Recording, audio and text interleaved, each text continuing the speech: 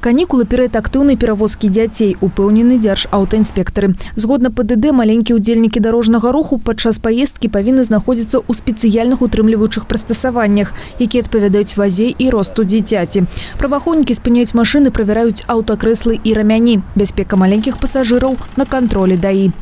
Ребенок до года должен переводиться в специальной автолюльке, которая закреплена будет к креслу. Да? Напомню, что если ребенок будет переводиться в этом автолюльке на переднем сиденье пассажирском, то необходимо отключать подушку безопасности фронтальную, дабы исключить удар подушкой безопасности в случае ДТП в автолюльку.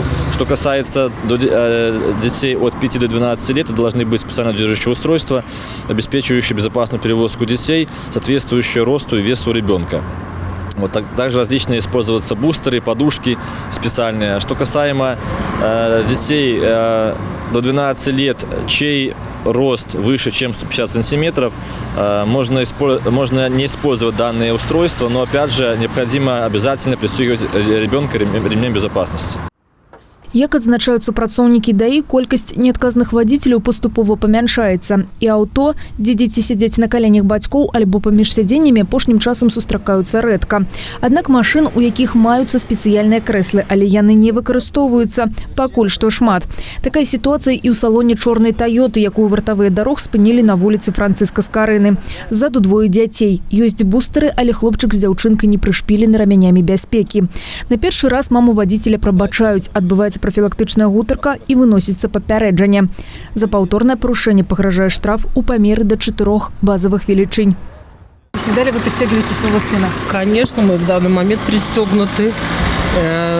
Я сама не только мама, но я еще и воспитатель, поэтому и своих детей, и детей в саду мы всегда предупреждаем о всех правилах дорожного движения, что и пристегивать, если ребенок маленький, конечно, специальные кресла, специальные буферы, все это мы практикуем и всем объясняем, стараемся всегда соблюдать правила дорожного движения.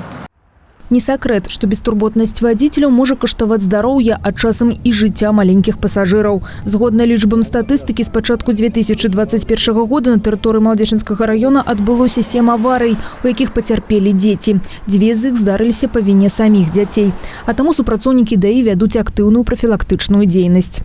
Также уделяем внимание пресечению и выявлению правонарушений стороны несовершеннолетних участников дорожного движения в части передвижения на велосипеде по проезжей части дороги без сопровождения взрослых, а также нарушение правил дорожного движения при переходе проезжей части, в том числе на запрещающий красный сигнал светофора. Сотрудники инспекции совместно с сотрудниками инспекции по делам несовершеннолетних, участковыми инспекторами милиции проводили выступления в учреждениях образования, где также напоминали правила безопасной перевозки, нахождения на проезжей части, вблизи железнодорожных путей,